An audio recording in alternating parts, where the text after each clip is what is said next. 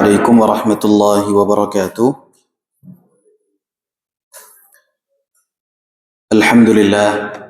الحمد لله الذي هدانا لهذا وما كنا لنهتدي لولا أن هدانا الله، وأشهد أن لا إله إلا الله وحده لا شريك له، وأشهد أن محمدا عبده ورسوله صلى الله عليه وعلى آله وصحبه ومن اهتدى بهداه واقتفى أثره إلى يوم الدين وسلم تسليما كثيرا. أما بعد، Ma'asyiral muslimin wal muslimat, hadirin hadirat rahimani wa rahimakumullah.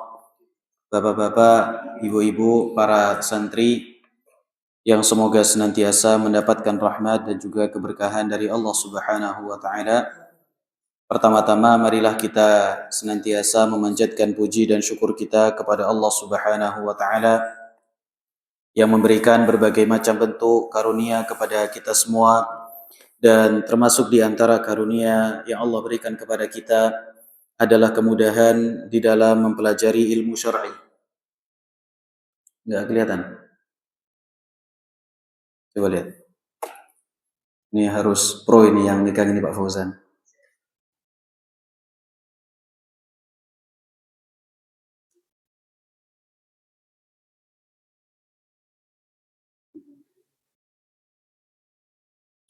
Baik. Yang kedua, salawat beserta salam semoga senantiasa tercurah limpahkan kepada Nabi kita Muhammad sallallahu alaihi wasallam, kepada keluarga beliau, para sahabat, serta orang-orang yang senantiasa mengikuti sunnah beliau hingga akhir zaman kelak. Ma'asyiral muslimin wal muslimat, hadirin hadirat rahimani wa rahimakumullah. Pada kesempatan malam hari ini biiznillah subhanahu wa ta'ala, kita akan melanjutkan materi kajian kita dalam membekali diri kita di satu pekan yang pertama ini terhadap hal-hal yang berkaitan dengan ilmu. Dan kita masuk kepada pembahasan yang ketiga, yaitu kiat-kiat dalam menuntut ilmu syar'i. Bagaimana cara kita di dalam mempelajari menuntut ilmu syar'i, agar apa yang kita pelajari dalam ilmu syar'i ini menjadi salah satu di antara perkara yang benar-benar kita dapatkan. Karena semangat saja tidaklah cukup, niat yang tulus saja tidaklah cukup. Kemarin ada satu poin yang pernah kita sampaikan, yang telah kita sampaikan, yaitu berkaitan dengan kedisiplinan. Kedisiplinan di dalam waktu, kedisiplinan di dalam belajar, kemudian penempatan yang tepat, porsi yang tepat saat seseorang itu belajar. Kita akan membahas tentang satu tema, yaitu kiat-kiat dalam menuntut ilmu syar'i, yang kemudian kita beri judul arsitektur ilmu syar'i. Ada 4 poin penting, 4 perkara penting yang hendaknya kita perhatikan tatkala kita sedang melakukan perjalanan di dalam menuntut ilmu syar'i. Ma'asyiral muslimin rahimani wa rahimakumullah, ada 4 poin utama yang di sini kita sebutkan. Ada 4 poin utama yang kita sebutkan sebagai 4 kiat inti dalam seseorang itu menuntut ilmu syar'i. Yang pertama adalah merantau, melakukan perjalanan. Seseorang keluar dari rumahnya dalam rangka untuk menuntut ilmu syar'i, dalam rangka untuk mempelajari ilmu syar'i, yang insyaallah nanti akan kita sebutkan rinciannya. Yang kedua adalah menghafal. Seseorang memiliki hafalan tentang berbagai dasar ilmu syar'i. Kemudian yang ketiga adalah memiliki hafalan Al-Quran. Kemudian yang terakhir adalah memperhatikan 5 rukun ilmu, yang mana kelimanya menjadi pilar kemungkinan dalam membangun struktur analisa yang kokoh untuk mencapai derajat kemungkinan di dalam ilmu syar'i. Ini secara global, ma'asyiral muslimin rahimani wa rahimakumullah, 4 pilar penting, 4 kiat utama dalam mempelajari dan juga menuntut ilmu syar'i. Kita mulai dengan poin yang pertama, yaitu seseorang hendaknya keluar dari rumahnya. Dia merantau, pergi dari rumahnya untuk dalam rangka mempelajari ilmu syar'i. Allah Subhanahu wa taala berfirman dalam surat At-Taubah ayat yang ke-122. Allah Subhanahu wa taala mengatakan, "Wa ma kana al-mu'minuna liyanfiru kaffah, falawla nafara min kulli firqatin minhum ta'ifatun liyatafaqahu fid din wa liyunziru qaumahum idza raja'u ilaihim la'allahum yahdharun." Kata Allah Subhanahu wa taala, "Wa ma kana al-mu'minuna liyanfiru kaffah."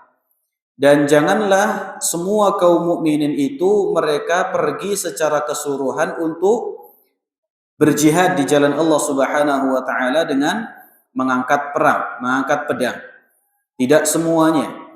Ada orang-orang tertentu, kata Allah Subhanahu wa taala, "Falawla nafara min kulli firqatin minhum ta'ifatun liyatafaqahu fid din."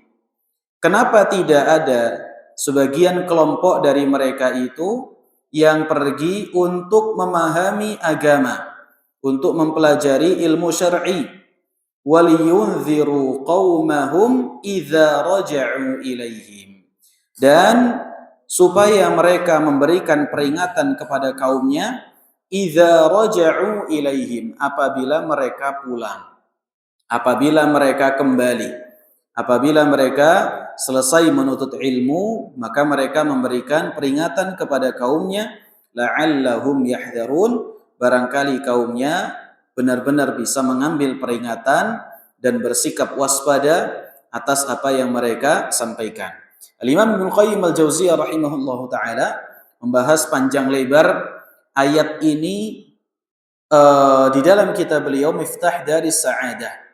Siapa yang dimaksud orang yang kembali di sini? Jadi ada dua makna yang disebutkan oleh para ulama. Di antaranya, idza raja'u ilaihim, maksudnya adalah yang pulang, yang perang, mereka pulang, kemudian orang yang di tempat tersebut mereka belajar, begitu yang perang itu sudah mulai pulang, maka mereka butuh untuk diberikan ilmu oleh yang tidak berangkat supaya mereka bisa mengambil pelajaran. Jadi Allah Subhanahu wa taala mengatakan kalau ada panggilan jihad jangan semuanya pergi.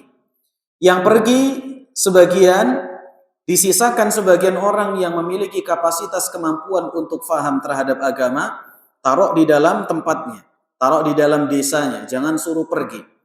Begitu nanti yang perang itu pulang, maka yang tidak ikut perang itu nanti memberikan peringatan, memberikan ilmu, memberikan pengajaran kepada orang yang baru pulang perang.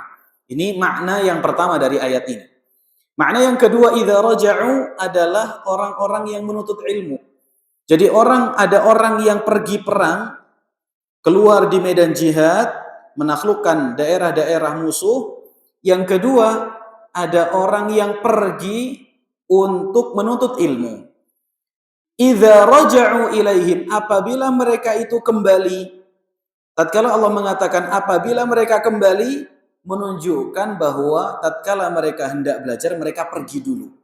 Mereka pergi, kemudian idza raja'u ilaihim, apabila orang yang belajar itu pulang, kemudian memberikan peringatan, la'allahum yahdharun, barangkali orang yang berada di tempat tersebut atau orang yang pergi jihad, mereka mendapatkan peringatan, bersikap waspada di dalam syariat Allah. Ini menjadi salah satu di antara dalil bahwa penuntut ilmu, salah satu di antara kiat utama mendapatkan ilmu adalah belajar keluar. Pergi dari rumahnya, pergi dari kampungnya, merantau, ya, untuk mendapatkan ilmu. Oleh karena itu, Abdul Razak rahimahullahu taala beliau mengatakan hum ahlul hadis.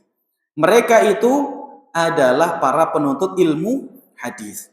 Jadi kalau zaman dulu tidak ada istilahnya orang duduk manis di rumah, ngedep kopi, ngedep gorengan sambil dengar kajian, tidak ada. Zaman dulu orang kalau mau belajar harus keluar dari rumahnya. Dan ciri utama penuntut ilmu di zaman dulu adalah bajunya itu penuh dengan tinta hitam. Bajunya itu penuh dengan tinta. Seperti kalau kita SD, ya, kita nulis pakai tangan kanan, tapi di tangan kanan itu banyak coretan apa? Coretan pulpen. Padahal nulisnya pakai tangan apa? Pakai tangan kanan. Tangan kanan bekas pulpen, tangan kiri bekas pulpen, baju putih, celana merah, bajunya isinya apa? Coretan pulpen.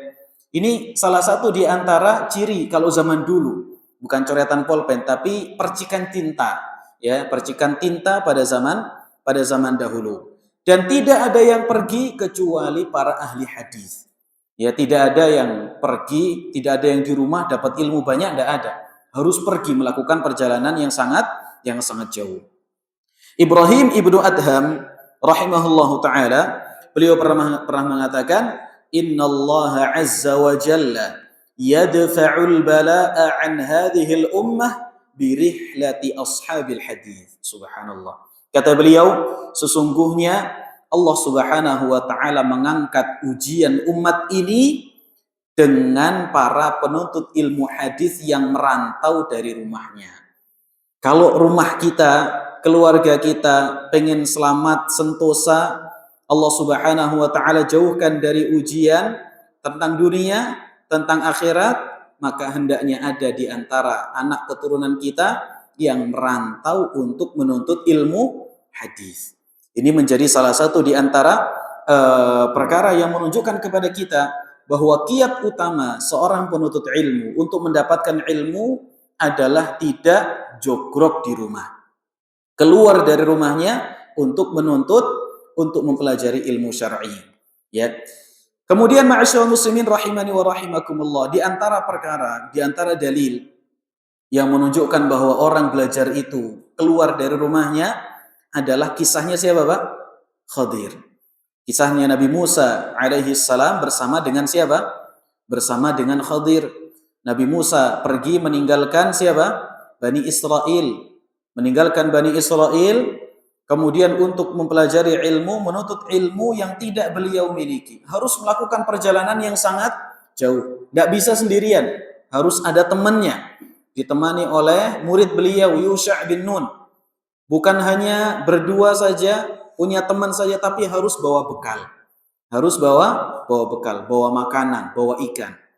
Ini yang dilakukan oleh Nabi Musa alaihi salatu wassalam. Beliau pergi dari tempatnya, meninggalkan Bani Israel, ya, kemudian dalam rangka untuk menuntut ilmu. Karena memang tidak ada orang yang mendapatkan ilmu, ya, kecuali dia keluar dari daerahnya. Ya, ada orang yang mendapatkan ilmu dari daerahnya itu, ya, ada seperti Al-Imam Al-Muzani. Salah satu di antara murid kenamaan Al-Imam Syafi'i yang sangat tersohor. Salah satu pemegang kuat madhab Syafi'i dan juga salah satu pembawa panji Ahlu Sunnah wal Jamaah, salah satu murid dari Al-Imam Syafi'i, Al-Imam Al-Muzani, beliau tidak pernah keluar dari Mesir. Beliau menunggu Al-Imam Syafi'i datang ke Mesir, kemudian belajar, mengguru kepada Al-Imam Syafi'i. Akhirnya beliau menjadi salah satu di antara ulama yang sangat kuat di dalam keilmuannya. Syarhus Sunnah sebagai intisari dari akidah Ahlussunnah wal Jamaah yang ditulis oleh Al-Imam Syafi'i, Al-Imam Al-Muzani, menjadi salah satu di antara contoh, menjadi salah satu di antara ciri bahwa ada orang yang memang tidak keluar dari daerahnya akan tetapi bisa mendapatkan ilmu, ya. Tapi ini tidak banyak. Harus orang itu apa, Pak? Harus orang itu keluar dari daerahnya. Nah, dan ini menjadi menjadi ciri dari para ulama, ya. Insyaallah besok kita akan ceritakan tentang bagaimana perjalanan dari Al-Imam Abu Hatim Ar-Razi, kalau enggak lupa, ya. Demikian pula kisah dari Al-Imam Baqi bin Makhlad rahimahumallahu taala, bagaimana perjalanan jauh yang mereka lakukan dalam rangka untuk menuntut ilmu hadis, ya. Al-Imam Abu Hatim Ar-Razi dan juga Baqi bin Makhlad, tatkala Baqi bin Makhlad ingin belajar kepada Al-Imam Ahmad ibn Hanbal rahimahullahu taala. Ini yang pertama. Yang kedua, ma'asyiral muslimin rahimani wa rahimakumullah, adalah di antara perkara yang bisa menjadi kiat utama untuk belajar adalah menghafal ilmu, khususnya poin-poin dasar di dalam ilmu syar'i. Ini harus menghafal. Jadi kita kalau pengen faham ilmu syar'i, ya, baik itu santri atau bapak-bapaknya, kita harus punya hafalan. Jangan cuma mengandalkan apa, Pak? Ingatan saja. Mau diingat-ingat seperti apa? Kalau modelnya orang seperti kita, tidak akan pernah ingat. Dawong 1000 kali kita ulangi sambil duduk, berdiri setengah menit, sudah apa, Pak? Sudah hilang. Ini model apa? Model kita. Maka harus ada hafalan. Ya, harus ada hafalan. Hafalan ini menjadi kunci utama seorang penuntut ilmu untuk memiliki ilmu. Jadi harus ada hafalan. Abu Zaid ibnu Akhtab radhiyallahu taala anhu, beliau pernah mengatakan, "Shalla bina Rasulullah sallallahu alaihi wasallam al-fajr." Rasulullah sallallahu alaihi wasallam pernah salat fajar bersama kami. Salat fajar artinya salat subuh. Wa sa'ida, beliau naik mimbar. Habis salat subuh langsung naik mimbar. Salat sunnah atau tidak? Enggak ada. Setelah subuh tidak ada salat sunnah ba'diyah. Fa khatabana hatta hadaratiz zuhur. Kemudian beliau itu berkhutbah, ngisi ceramah. Dari kapan? Dari habis subuh sampai tiba waktu zuhur. Subhanallah. Coba subuhnya jam berapa, Pak? Jam 5, 6, 7, 8, 9, 10, 11, 12, 7 jam. 7 jam apa? Duduk di masjid dengarkan Nabi Shallallahu Alaihi Wasallam ceramah. Ya, kalau model kita minta break berapa kali, Pak? 3 kali, 2 kali lah. Coffee break, Ustadz, coffee break. Ya, subhanallah. Nanti makannya lebih panjang daripada apa? Ceramahnya. Lebih banyak yang masuk jajanannya daripada ilmunya.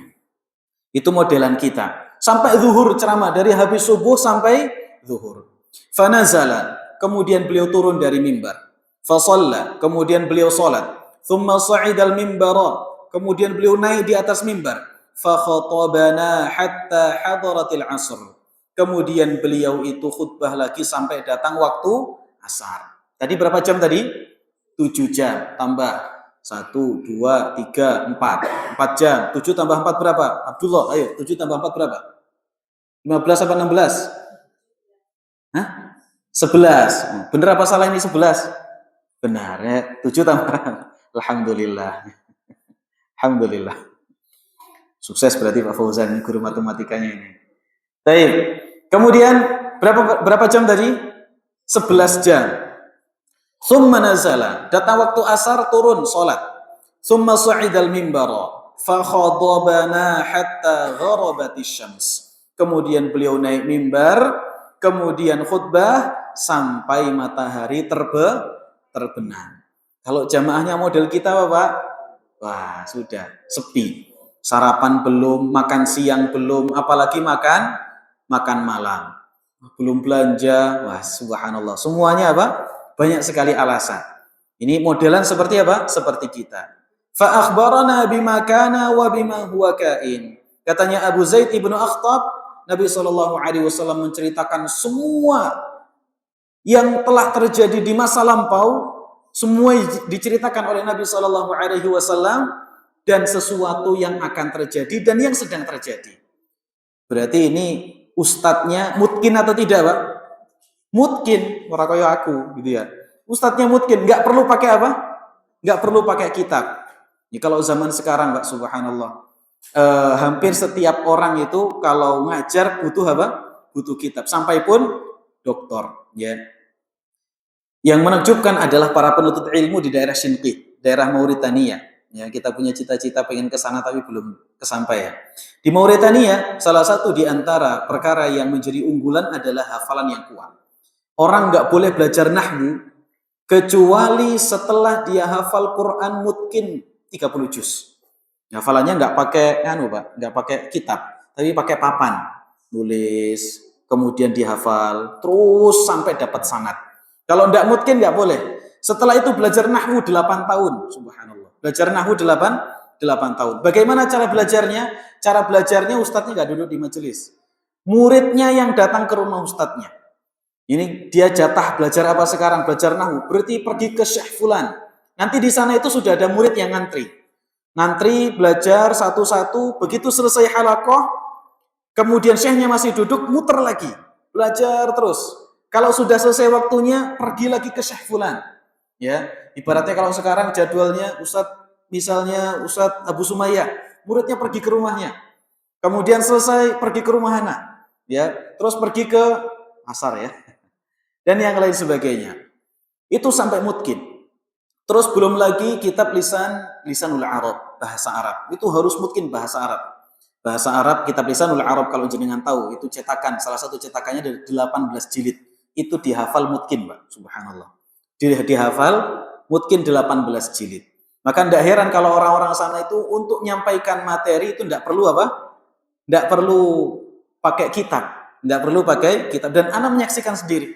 Salah satu di antara guru kami, Syekh Muhammad Hasan Asy-Shinqiti, beliau kalau ngajar kitab Sahih Bukhari, ngajar usul fikih, ngajar Sahih Bukhari, ngajar apapun, datang ke kampus, datang ke masjid, tidak ada kitab yang beliau bawa. Begitu nanti qari'nya yang tukang baca hadis itu keliru, beliau akan mengingatkan. Ini bacanya nggak boleh seperti ini. Yang benar adalah seperti ini. Kitab Sahih Bukhari 6.000 hadis sampai 7.000 hadis beserta dengan sanadnya. Ya, beserta dengan sanadnya. Makanya kita ini kalau mau sombong, Pak, subhanallah, siapa kita, Pak? Ya, siapa kita? Sampai pun kadang-kadang kita yang sudah bergelar banyak, kalau dihadapkan dengan penuntut ilmu dari Mauritania, waduh, sudah kalah apa? Kalah jauh. Ya, sudah kalah jauh. Nah, tapi kalau urusan pemahaman, orang Indonesia paham. Yang paling apa? Yang paling kuat. Kalau urusan ngafal memang lemah. Tapi kalau urusan faham, orang Indonesia, orang Malaysia itu paling apa? Paling kuat. Makanya yang paling sering ngakali orang mana, Pak? Nggak usah dijawab ya, Pak. Nggak usah dijawab. Nah, makanya kalau di Afrika, orang itu kuat ngafal. Tapi kalau sebagian dosen mengatakan kalau untuk pemahaman orang Asia itu luar biasa ya, luar biasa. Taib, ini adalah apa, Pak? Ini adalah perkara yang penting di dalam ilmu. Jadi orang itu punya hafalan. Apapun itu kita harus punya hafalan. Yang paling penting seseorang itu adalah menghafal Al-Quran. Nah, ini adalah 3 lapisan hafalan yang harus dipenuhi oleh seorang penuntut ilmu yang sebenarnya. Jadi yang pertama harus punya hafalan Al-Quran. Minimal berapa juz? 30 juz. Itu kalau adat para ulama. Kalau kita baca kitab-kitab para ulama, sebagian para ulama tidak akan pernah memberikan riwayat hadis kecuali apabila santrinya sudah hafal Al-Quran 30 juz. Ya, 30 juz. Kalau belum, pulang dulu. Iqra'il Quran, bahasa para ulama dulu itu Iqra'il Quran, baca Quran. Maksudnya adalah hafalkan Al-Quran. Kenapa ma'asyiral muslimin? Karena Al-Quran itu sumber ilmu.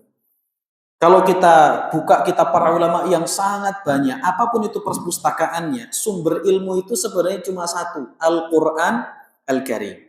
Kalau kita pegang Qurannya, maka semua makna-makna itu akan mudah untuk kita fahami. Maka ini menjadi ciri khas utama para penuntut ilmu di zaman dulu. Harus punya hafalan Al-Quran. Ya enggak harus 30 juz kalau zaman sekarang. Ya, kalau zaman sekarang. Kalau kita bicara fikih, seorang itu boleh untuk menjadi mujtahid, memang ada khilaf di kalangan para ulama. Sebagian para ulama kita mengatakan cukup menghafal ayat-ayat yang berkaitan dengan hukum. Ya, ayat-ayat yang berkaitan dengan hukum saja, tapi itu pun juga banyak. Ya, itu juga banyak. Pokoknya seseorang itu memang perlu untuk menghafal Al-Quran. Ya. Kemudian yang kedua, ma'asyiral muslimin, di sini adalah hadis. Seseorang perlu untuk menghafal hadis. Ya, memiliki hafalan tentang hadis-hadis Nabi SAW. Khususnya yang berkaitan dengan hadis-hadis hukum. Dimulai dari Arba'in Nawawi, ya, ditambahkan dengan Zawaid Ibnu Rajab menjadi 50 hadis, kemudian ditambahkan dengan Umdatul Ahkam, ya, 600-an hadis, 500 sampai 600-an hadis, Kemudian 400 sampai 500 hadis. Kemudian yang berikutnya adalah kitab Bulughul Maram. Kadang-kadang dijadikan opsi antara Umdatul Ahkam atau Bulughul Maram. Baru kemudian masuk ke dalam kitab-kitab hadis yang besar, kitab seperti kitab Al-Muharrar, ya, Al-Muharrar. Baik.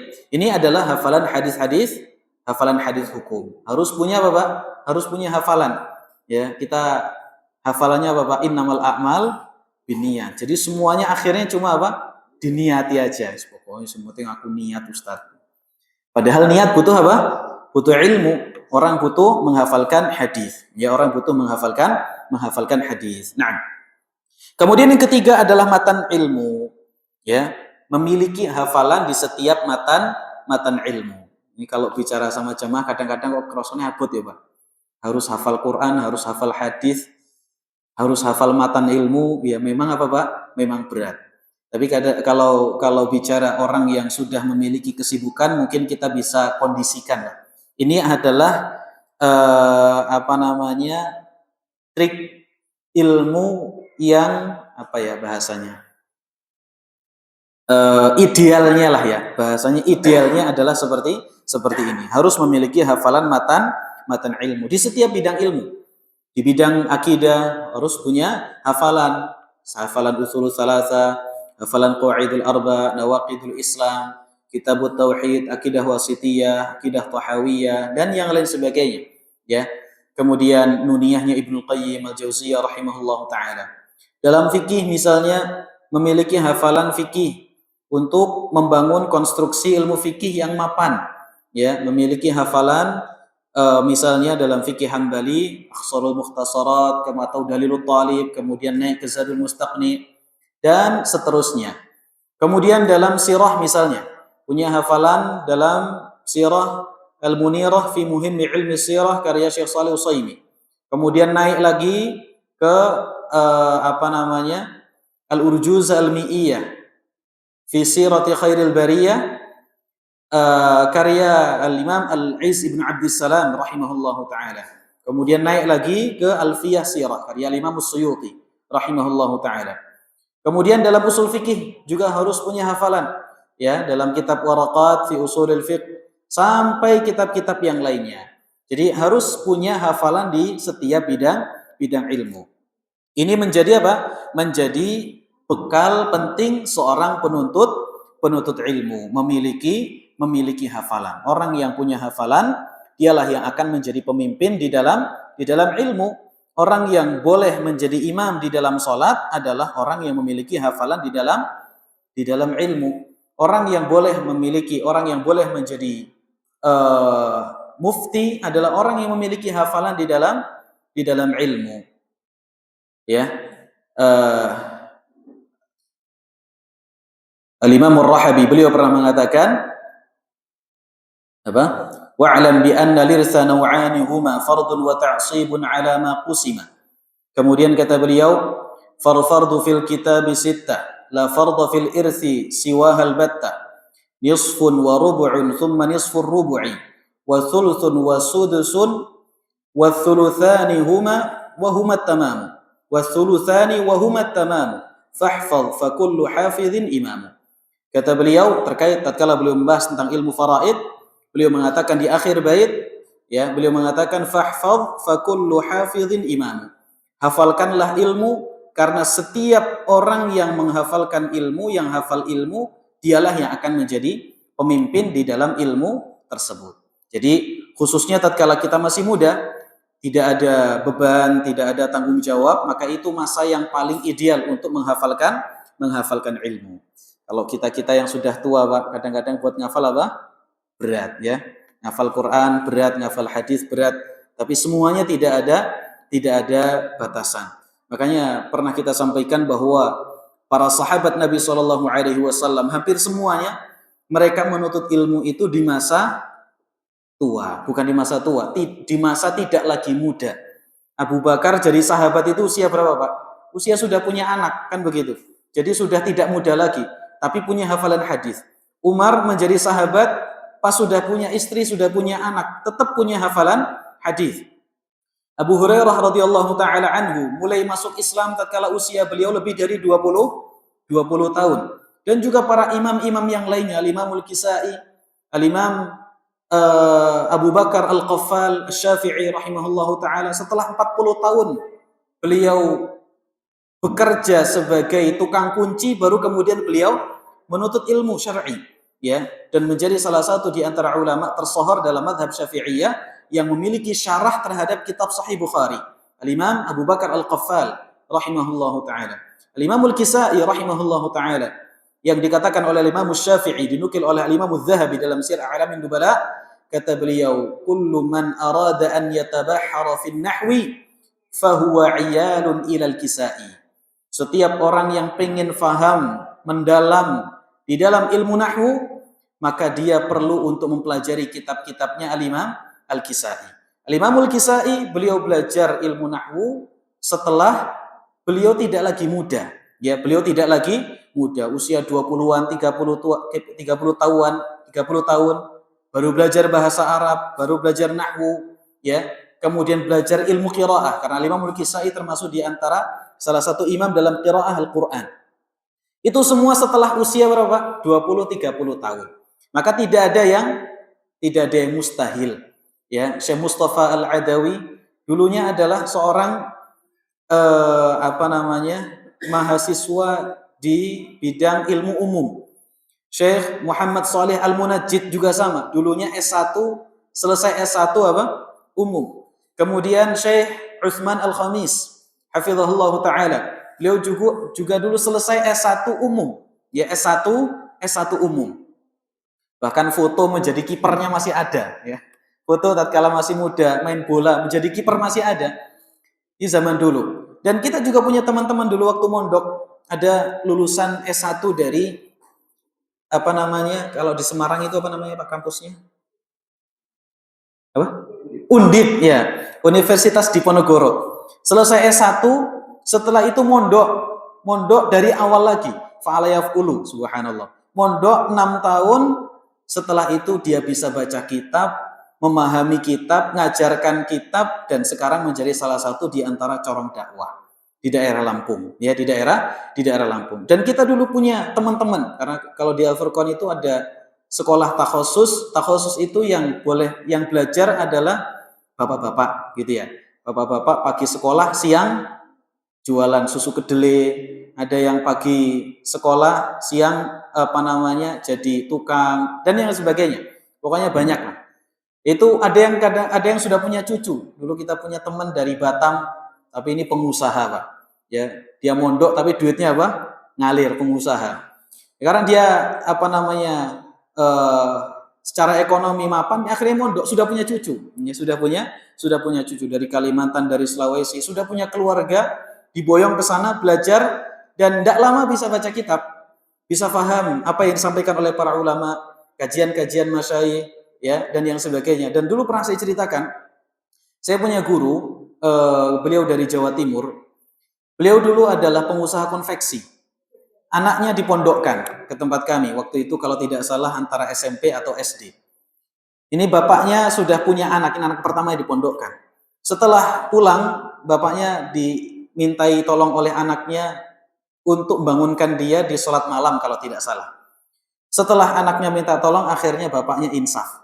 Setelah itu mondok di Al-Furqan, berapa tahun selesai. Setelah itu kuliah di Libya dalam usia yang sudah tidak muda lagi, dan sekarang menjadi salah satu di antara pembawa ilmu. Jadi tidak ada yang namanya Bapak sudah tua terus tidak hafal, terus tidak paham, tidak bisa baca kitab, tidak ada. Allah Subhanahu wa taala berikan kepada kita pendengaran, penglihatan, hati untuk memahami. Semuanya itu adalah salah satu alat untuk supaya kita bisa memahami kalam Allah Subhanahu wa taala. Jadi di antara pilar penting seseorang dalam mempelajari ilmu adalah memiliki hafalan. Yang ketiga, ma'asyiral muslimin rahimani wa rahimakumullah, adalah menghafalkan Al-Qur'an. Ini menjadi poin utama. Harus punya hafalan Al-Qur'an. Ibnu Jurayj rahimahullahu taala, beliau pernah mengatakan, "Ataitu Ata'an." Saya pernah datang kepada Ata' Ibnu Abi Rabah. wa ana uridu hadha sya'na, dan saya pengen belajar kepada Atha, wa indahu Abdullah ibnu Ubaid ibnu Umair.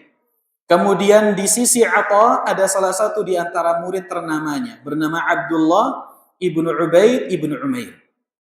Faqala li Abdullah ibnu Ubaid, ini saya pengen belajar kepada Atha bin Abi Rabah. Di sisi Atha ada murid ternamanya, yaitu Abdullah ibnu Ubaid ibnu Umair. Pas tatkala saya datang ke majelisnya, kata Ibnu Jurayj, qala li Abdullah ibnu Ubaid. Abdullah, muridnya Atha tadi tanya kepada saya, qara'tal Qur'an? Kamu sudah hafal Quran belum? Qultu la. Kata saya, belum. Katanya Abdullah ibnu Ubaid, qal fadhhab faqra'il Qur'an thumma tulubil ilm. Pulang dulu, hafalkan Quran, setelah itu baru belajar. Setelah itu baru belajar. Ini salah satu di antara apa? Salah satu di antara metodologi yang ditempuh oleh para ulama dalam mengajarkan ilmu. Qala Muhammad ibn Fadl, berkata Muhammad ibn Fadl, sami'tu jaddi yaqul, saya pernah mendengar kakekku berkata, ista'dzantu abi fil khuruji ila Qutaibah. Saya pernah minta izin untuk belajar kepada Al-Imam Qutaibah, salah satu di antara imam Ahlu Sunnah wal Jamaah. Qal, kemudian kan ini kan yang cerita kakek. Bapaknya kakek itu apa namanya, Pak? Canggah ya? Canggah. Buyut terus canggah ya? Buyutku bilang sama kakekku, gitu ya. Iqra'il Qur'an awalan hatta adzana lak. Hafalkan Quran dulu, nanti setelah itu saya izinkan kamu untuk belajar ilmu. Fastadhartul Qur'an. Maka saya pun hafal Quran sampai apapun yang diminta dari saya tentang hafalan Quran saya bisa untuk menyebutkannya. Hafal Quran, surat ini, baca sekarang, bisa. Ya, kalau kita kan sama Pak, tapi perintahnya harus cuma satu, yaitu apa? Yaitu Al-Fatihah aja. Al-Fatihah kita bisa sekarang. Taib. Kemudian umkus hatta tusallil khatmah, fafa'altu falamma idna adzina li fa kharajtu ila marru. Ya, setelah saya hafal Quran, akhirnya saya pun diberikan izin untuk apa? Untuk menghafal, untuk menuntut ilmu. Nah, jadi ini ma'asyiral muslimin rahimahullahu taala berkaitan dengan ilmu. Wa qala Al-Maimuni berkata, sa'altu Aba Abdillah. Aku bertanya kepada Abu Abdillah. Abu Abdillah, kalau disebut Abu Abdillah yang masyhur adalah Imam Ahmad ibnu Hanbal. Ayyuhuma ahabbu ilaika? Al-Maimuni tanya kepada Imam Ahmad, mana yang paling engkau cintai? Abda'u ibni bil Qur'an atau bil hadis? Saya ajarkan anakku Al-Quran terlebih dahulu atau saya hafalkan kepada dia hadis? Qal, kata Imam Ahmad, la bil Qur'an. Ya, la bil Qur'an. Maksudnya adalah jangan kamu ajari hadis terlebih dahulu, tapi ajari anakmu untuk membaca Al-Quran, untuk menghafalkan Al-Quran. Nah, jadi ini ma'asyiral muslimin, salah satu di antara kiat seseorang untuk menghafalkan, untuk memiliki ilmu yang mapan adalah memiliki hafalan Al-Quran. Al-Imam Nawawi rahimahullahu ta'ala beliau mengatakan, wa awwalu ma yubtada'u bihi hifdzul Qur'anil Aziz. Kata Imam Nawawi, yang paling pertama kali harus dimulai oleh seorang penuntut ilmu adalah menghafal Quran terlebih dahulu. Al-Khatibul Baghdadi beliau pernah mengatakan, yanbaghi lit-talibi ay yabda'a bihifdzi kitabillahi azza wa jalla. Yang paling layak bagi seorang penuntut ilmu adalah memulai dengan menghafal Al-Quranul Karim. Jadi nggak ada istilahnya seseorang itu yang penting bisa baca kitab tapi Al-Qurannya seadanya, tidak. Harus memiliki bekal yang banyak tentang Al-Quranul Karim. Harus memiliki bekal yang banyak tentang hadis Nabi SAW. Harus memiliki bekal yang banyak tentang apa? Tentang matan-matan ilmu, ya, khususnya bagi para penuntut ilmu yang muda. Sekali lagi Pak, Anda ingatkan ini adalah jalur ideal, bukan yang sudah apa? Terlambat. Bukan berarti kalau kita yang sudah tua tidak boleh untuk menempuh jalur tersebut. Pokoknya kalau kita istiqomah, belajar benar-benar Pak, maka Allah Subhanahu wa taala akan jadikan kita sebagai ahli ilmu. Jangan kita mikir jadi ustadz Pak. Tidak semua ustadz itu ahli ilmu. Ada banyak ustadz ecek-ecek, koyo aku gitu ya. Ecek-ecek. Jadi yang penting bisa apa? Yang penting bisa ceramah. Makanya kita harus benar-benar menjadikan niat utama kita adalah menjadi ahli ilmu. Ya, bukan ustadz, ya, bukan menjadi penceramah. Nanti kalau saya sekarang belajarnya kapan saya bisa ceramah? Nah, ini sudah apa? Sudah bermasalah. Dari awal kita belajar niatnya bisa apa? Bisa ceramah. Orang ceramah itu nggak pasti apa, Pak? Nggak pasti punya ilmu. Ini orang percaya Jumatan itu loh, Pak. Ya, kadang-kadang yang dibahasa khutbah Id di hari apa? Di hari Jumat. Khutbah Idul Fitri di hari apa? Di hari Jumat. Begitu jamaah sholat Idul Adha, lah bingung. Wis kadung dibuka, ternyata di dalamnya ada Idul Adha, Idul Fitri. Nah, ini apa namanya? Penting. Makanya kalau orang cuma ceramah itu enggak perlu apa? Ilmu banyak. Yang penting bisa ngomong. Banyak orang sekarang mantan pelawak jadi apa, Pak? Jadi ustadz, subhanallah. Akhirnya isinya apa? Isinya ya lawaan. Isinya lawaan. Makanya Anda pernah sampaikan, zaman dulu orang itu ada dua, Pak. Ada namanya alim atau faqih, ada namanya qasas, tukang ahli cerita, ya, tukang cerita. Ya, tukang cerita itu yang penting apa? Yang penting bisa cerita. Adapun alim kadang-kadang ceramahnya bosanin karena isinya hadis, Quran, hadis, Quran, hadis, Quran. Kalau jenengan tidak percaya, silahkan buka kitab Sahih Bukhari. Itulah ilmunya orang yang punya ilmu beneran. Nek jenengan kuat baca kitab Sahih Bukhari 30 menit saja, wah itu jos itu Pak. Ya, karena isinya semuanya apa? Hadis, tidak ada syarahnya. Tapi yang paling utama adalah memahami hadis-hadis tersebut. Para ulama kita mengatakan fikihnya Imam Bukhari itu berada di judul-judul bab sebelum beliau menyebutkan hadis. Yaitu fikihnya Imam Al-Bukhari rahimahullahu taala. Ya, orang kalau senangnya ilmu ya senangnya baca kitab Sahih Bukhari, senangnya baca Al-Qur'an. Adapun kalau senang hanya sekedar ungkapan-ungkapan hikmah, ya, cerita-cerita lucu, ya nggak bakal betah baca kitab-kitab hadis. Nah, ini adalah kiat yang ketiga, yaitu Al-Quran sebagai gerbang utama. Insya Allah kita lanjutkan setelah adzan untuk membahas kiat yang keempat, yaitu membangun 5 rukun ilmu. Nah, sallallahu wasallam ala Nabi Muhammad.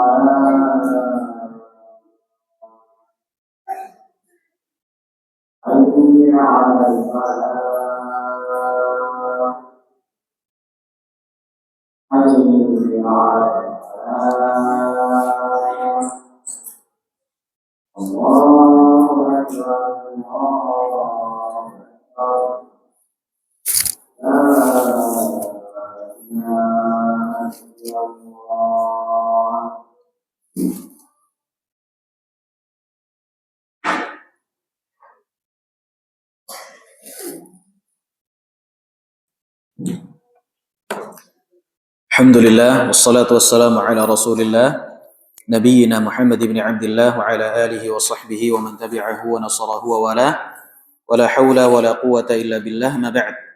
Baik, kita masuk kepada kiat yang terakhir, kiat yang keempat, dan tentunya masih banyak sekali kiat-kiat di dalam menuntut ilmu syar'i. Dan termasuk kitab yang bagus adalah kitab An-Nubadh fi Adabi Talabil Ilm, karya Syekh Hamad Ibnu Ibrahim Al-Utsman hafizahullahu taala. Ini berisi tentang poin-poin penting bagi para penuntut ilmu syar'i. Ya, kitabnya enggak terlalu tebal, sangat ringan untuk kita baca. Tapi harus bisa baca kitab terlebih dahulu. Nah, kiat yang keempat ma'asyiral muslimin adalah membangun 5 rukun ilmu. Ini proses penguasaan ilmu. Ada 5 rukun yang penting untuk diketahui bagi kita sebagai para penuntut ilmu, ya, supaya ilmu kita menjadi ilmu yang mutqin. Apa saja ma'asyiral muslimin? Yang pertama adalah membangun alat konstruksi, yaitu bahasa dan teks. Ini rukun pertama dan juga rukun yang kedua. Yang pertama adalah kapasitas bahasa Arab. Jadi ini syarat mutlak, Pak. Orang kalau pengen faham Quran berarti harus bisa bahasa Arab. Orang kalau pengen hafal hadis harus bisa bahasa Arab. Orang kalau pengen faham kitab ulama dia harus bisa bahasa Arab. Ini menjadi salah satu syarat mutlak. Ini keinginan kita untuk punya program bahasa Arab, tapi qadarullah sampai sekarang belum terpenuhi. Ya, sebenarnya harus kita segerakan ya Pak ya, supaya kita juga bisa segera untuk bisa faham Al-Quran dan juga hadis-hadis Nabi SAW. Jadi kalau misalnya kita pas kajian, terus ana nyebutkan kaidah-kaidah nahwu, kaidah sorof, itu tidak apa Pak? Tidak ngambang, ya, tidak ngambang. Setidak-tidaknya kita bisa mengikuti apa penjelasan-penjelasan dari para ulama kita terkait tentang cara memahami Al-Quran atau memahami hadis melalui bahasa Arab. Baik, jadi ini poin yang pertama. Bahasa Arab yang penting itu ma'asyiral muslimin 2. Yang pertama adalah berkaitan dengan kosakata. Berkaitan dengan kosakata. Berkaitan dengan kosakata ini yang pertama adalah ilmu shorof. Ini yang paling penting. Ilmu shorof ini menjadi ilmu dasar terpenting. Sebelum nahwu, seseorang harus faham tentang shorof terlebih dahulu. Ada khilaf di kalangan para ulama mana yang lebih utama untuk dipelajari, nahwu dulu atau shorof dulu. Jumhur para ahli nahwu mengatakan shorof lebih utama daripada nahwu. Makanya kalau kita perhatikan banyak kitab-kitab para ulama nahwu yang mereka mengedepankan shorof daripada nahwu. Ada yang nahwu dulu baru shorof ada, seperti Al-Imam Ibnu Malik dalam Alfiyahnya. Al-Imam Ibnu Malik dalam Alfiyahnya, beliau mengedepankan nahwu terlebih dahulu baru kemudian shorof. Ini adalah metodologi saja yang berbeda. Tapi yang menjadi inti ilmu shorof itu adalah menjadi salah satu sayap terpenting dalam ilmu kosakata bahasa Arab. Yang kedua adalah ilmu istiqaq, ilmu pecahan kata. Ini juga penting di dalam bahasa. Ya, maka kita mengetahui beberapa kata yang muncul dari satu makna. Kemudian yang berikutnya ilmu lughah, ilmu bahasa.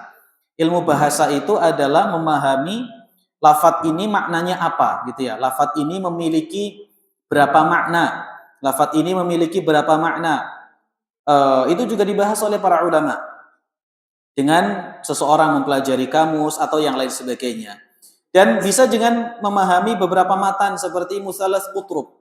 Musalas Qutrub adalah satu matan ilmu yang dimana Qutrub menyebutkan di dalam, Qutrub ini julukan orang ya Pak ya.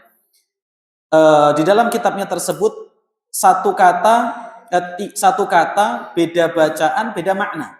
Ya, satu kata beda harokat beda makna. Ini sangat penting bagi para pembelajar ilmu syar'i. Yang kedua adalah susunan. Tadi kan kata. Seorang itu memahami kata, kemudian setelah itu memahami cara menyusun kata atau memahami susunan kata. Itu yang kemudian dibahas dalam ilmu nahwu dan juga dibahas dalam ilmu balaghah. Ya, ilmu nahwu dan juga dalam ilmu balaghah. Ini menjadi ilmu yang sangat penting. ya, alat konstruksi seseorang di dalam memahami ilmu syar'i, yaitu memahami bahasa Arab. Lebih penting mana antara seseorang itu bisa ngomong bahasa Arab dengan bisa baca kitab? Lebih penting mana, Pak? Bisa baca kitab atau bisa ngomong bahasa Arab? Tergantung. Kalau jenengan hidup sama orang Arab, lebih penting mana, Pak? Yang ngomong Arab, sampai ngomong Jawa, wongnya ngomong Arab, ora ketemu. Ya, jadi mana yang paling penting? Bisa nggak digabungkan antara keduanya? Bisa saja. Tapi barangkali kalau di Indonesia mungkin lebih sulit. Bisa dipilih salah satu. Makanya kalau kita perhatikan pesantren-pesantren itu ada dua tauji, ada dua metodologi. Yang pertama, ada pesantren itu yang lebih menitik beratkan gimana santrinya bisa ngomong bahasa Arab. Yang penting ngomong, gitu. Yang penting apa? Berani ngomong. Entah nanti rofa, nasob, jazm, kasroh dan sebagainya. Yang penting apa? Naam gitu ya. Kholas. Yang penting apa? Yang penting bisa. Nah, kalau fokusnya di situ biasanya nanti yang kalah apa ya, Pak? Kaedahnya. Yang kalah adalah kaedahnya. Makanya jenengan kalau ketemu sama orang Arab lebih suka ngomong pakai amiyah ya daripada ngomong pakai yang fasih. Kalau ketemu orang Indonesia ngomong fasih, wah ini Quran ya. Karena Al-Quran pakai bahasa Arab yang fusha. Kalau orang belajarnya kaedah, suruh ngomong bahasa Arab, yo mak gedanduk gitu. Kenapa? Karena takut salah. Nanti ini i'rabnya apa? Rofa, nasob, jer. Akhirnya mikirnya banyak, ngomongnya susah. Ngomongnya apa? Ngomongnya susah. Menggabungkan keduanya bisa, tapi tidak semudah membalikkan tangan. Harus ada proses yang sangat panjang. Harus ada proses yang sangat panjang. Lebih mudah mana, Pak? Ngomong atau baca kitab? Lebih mudah ngomong. Kalau tidak percaya, silahkan bapak-bapak cek anak-anak orang Arab. 2 tahun, 3 tahun sudah bisa ngomong bahasa Arab, Pak. 2 tahun, 3 tahun sudah bisa ngomong bahasa Arab. Tuh, jenengan jangan ketawa. Orang Arab itu, anak kecil 2 tahun, 3 tahun bisa ngomong Arab. Kenapa? Karena biasa. Kalau baca kitab tidak bisa biasa, Pak. Harus punya kaidah. Orang itu bisa ngomong, butuh pembiasaan. Kalau bapaknya ngomong bahasa Indonesia, anaknya ngomong bahasa Indonesia. Karena terbiasa. Tapi kalau belajar nahwu, baca kitab, tidak bisa. Harus punya kaidahnya dan itu harus belajar. Itu harus belajar. Nah, makanya kalau jadi orang Arab itu kayak kita ini mudah, Pak. Tinggal baca Quran saja. Sudah jadi orang Arab. Yang kedua adalah bekal hafalan nas syar'i. Ini yang tadi kita sudah sebutkan. Ini pilar penting sebagai alat konstruksi, faham bahasa Arab, dan punya hafalan nas syar'i. Makanya anak sering sekali kalau pas kajian baca hadis atau baca matan itu kalau bisa kita hafalkan. Ya, kalau bisa kita hafalkan. Yang ketiga, kematangan pokok-pokok ilmu. Ya, kematangan pokok-pokok ilmu, yaitu menguasai pondasi usul dari setiap cabang ilmu agar tidak tersesat dalam furu'. Memahami kaedah-kaedah di dalam ilmu, seperti pokok-pokok dalam ilmu hadis, pokok-pokok dalam ilmu akidah, pokok-pokok utama dalam ilmu fikih. Ini harus difahami oleh seseorang. Memahami kaedah usul fikih, memahami kaedah qawaid fikhiyah. Kemudian yang kelima, ma'asyiral muslimin rahimani wa rahimakumullah, adalah memungkinkan dalam disiplin ilmu yang dibidangi. Ya, kalau orang itu kan tidak semuanya punya keinginan yang sama. Ada orang itu yang dia punya kecondongan hati untuk belajar satu bidang ilmu, kan begitu ya, Pak? Ada orang itu senangnya otomotif, kon ngafal yo angel. Ada orang senang ngafal, suruh kerja ya susah. Ada orang senangnya matematika, kalau suruh bahasa Inggris nggak mau.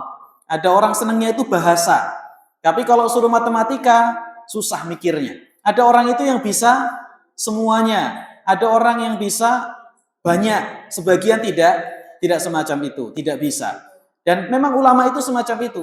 Al-Imam Suyuti rahimahullahu ta'ala, beliau kalau bicara nahwu, beliau jagonya. Kalau bicara sirah, Tarikhul Khulafa menjadi buktinya. Kalau kita bicara hadis, Al-Jami'us Shaghir menjadi salah satu karya monumen terbesar Al-Imam Suyuti. rahimahullahu taala. Kalau bicara kitab syarah hadis, Al-Imam Suyuti punya banyak syarah hadis. Semua bidang ilmu bisa, kecuali satu, hitung-hitungan. Kalau sudah hitung-hitungan susah gitu, ya. Susah. Al-Imam Suyuti rahimahullahu taala. Faraid susah, ya. Faraid susah. Jadi orang itu pinternya beda-beda, Pak. Nah, kalau seseorang belajar, di awal masa belajar harus memiliki banyak, harus mencicipi banyak masakan. Harus nyicip akidah, harus nyicip fikih, harus nyicip sirah, harus nyicip adab, harus nyicip akhlak. Semuanya harus dicicipi. Begitu dia bangun narasi keilmuan sampai pada titik tinggi tertentu, dia akan menjumpai kecondongan di dalam hatinya. Saya itu paling senang kalau di bidang ilmu hadis. Maka di situ seseorang itu perlu memutkinkan ilmu, ya, perlu memutkinkan ilmu. Tidak dari awal. Anak saya dari mulai SD tak program menjadi orang yang mutkin di bidang akidah. Nanti fikihnya, kemudian adab akhlaknya bisa jadi terlena. Makanya kalau tidak salah Syekhuna Masyhur Hasan Al-Salman, beliau mengatakan spesialisme gitu ya. Di dalam ilmu itu tidak dimulai saat seseorang itu baru belajar. Baru belajar anak-anak itu kan ketatap dulu, gajul watu dulu, dlusur dulu, semuanya itu harus dicoba. Ya, apapun itu harus coba. Nanti dia akan mengetahui mana yang paling menjadikan dia itu minat di bidang tersebut. Baru kemudian dia tekuni bidang itu. Nah, kalau dalam ilmu kedokteran kan seperti itu juga, Pak. Tidak ada orang itu dari awal spesialis. Baru mulai daftar kedokteran, saya spesialis alis mata gitu. Enggak ada. Harus tatkala dia belajar jadi dokter umum terlebih dahulu. Baru kemudian ngapain, Pak? Ambil spesialis, ya. Spesialis apa begitu. Nah, jadi ini menjadi apa? Menjadi poin yang penting. Nah, ini ada 5, Pak. 5 perkara penting untuk menuju penguasaan ilmu.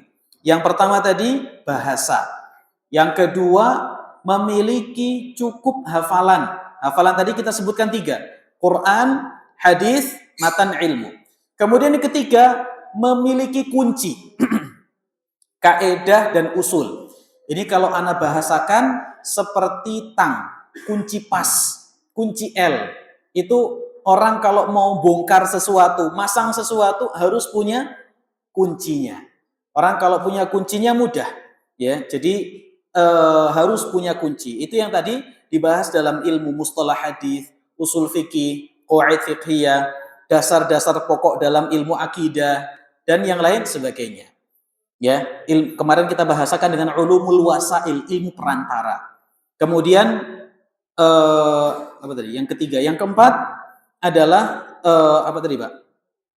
Yang keempat adalah memiliki kematangan terhadap pokok-pokok ilmu. Kemudian yang keempat adalah kaidah istidlal dan istinbat. Kemudian yang terakhir adalah memiliki kemungkinan di dalam bidang ilmu tertentu. Nah, wallahu taala a'lam biswab. Itu yang bisa kita bahas pada kesempatan malam hari ini. Semoga bisa bermanfaat untuk kita semua. Sebelum kita tutup, ada yang mau ditanyakan jamaah? Tidak ada ya? Kalau tidak ada, kita cukupkan sampai di sini.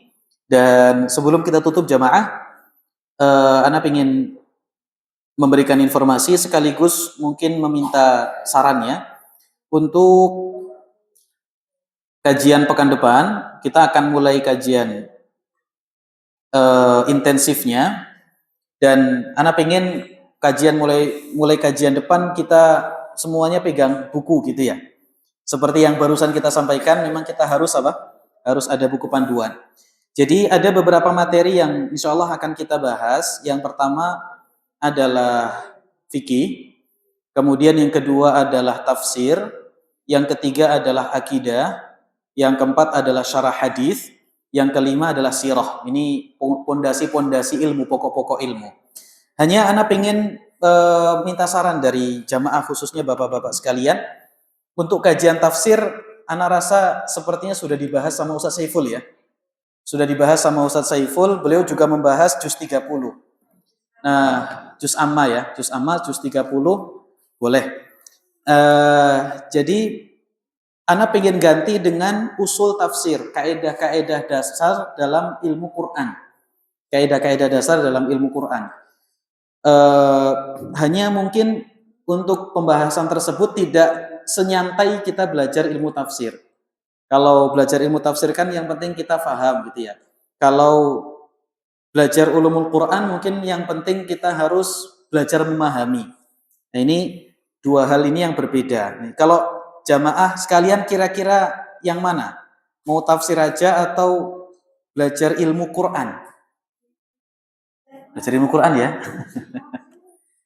Ilmu Quran nanti mencakup pembahasan tentang, tak kasih contoh Pak, apa definisi surat, apa patokan surat, siapa saja para sahabat yang menjadi penghafal Quran, kemudian tentang qiraah Quran, terus kemudian tentang wahyu, siapa itu wahyu, itu nggak dibahas ya, apa itu wahyu, kemudian kitab-kitab yang bahas tentang ilmu Quran, kemudian Mekah dan Makki dan Madani, apa saja ayat-ayat yang turun di musim panas, ayat-ayat yang turun di musim dingin, apa saja ayat-ayat yang turun di siang hari dan di malam hari, apa saja ayat-ayat yang turun di ranjang dan ayat-ayat yang turun di luar ranjang, kemudian apa saja macam-macam wahyu.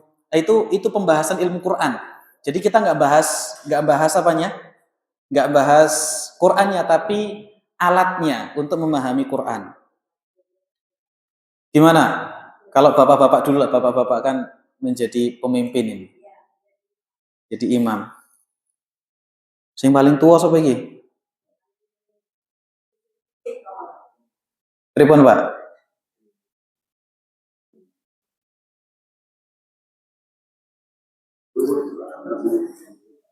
Ulumul Quran aja atau ngikut aja? Terserah ya. Terserah aja. Baik. Kalau anak pinginnya, karena ini kan model kajian kita taksil. Taksil itu artinya pendasaran. Pendasaran kalau bisa kita mulai dari dasar dulu. Nanti kalau kita dasarnya sudah dapat, ulumul Quran ini sudah dapat, nanti kita bahas tafsirnya enak. Anak mau sebutkan ini Makki, oh nggak perlu lagi anak sebutkan surat-surat Makkiyah itu apa, gitu ya. Terus kemudian akidah. Untuk akidah kita akan pakai Kitabut Tauhid karya Syekh Muhammad At-Tamimi. Ya, jadi karena mungkin kita perlu untuk belajar akidah, khususnya tauhid, karena kadang-kadang kita masih sulit bedakan mana syirik besar, mana syirik kecil, mana yang bukan syirik. Nah, ini penting untuk kita belajar akidah. Kemudian syarah hadis pilihan. Syarah hadis pilihan ini kan baru ya.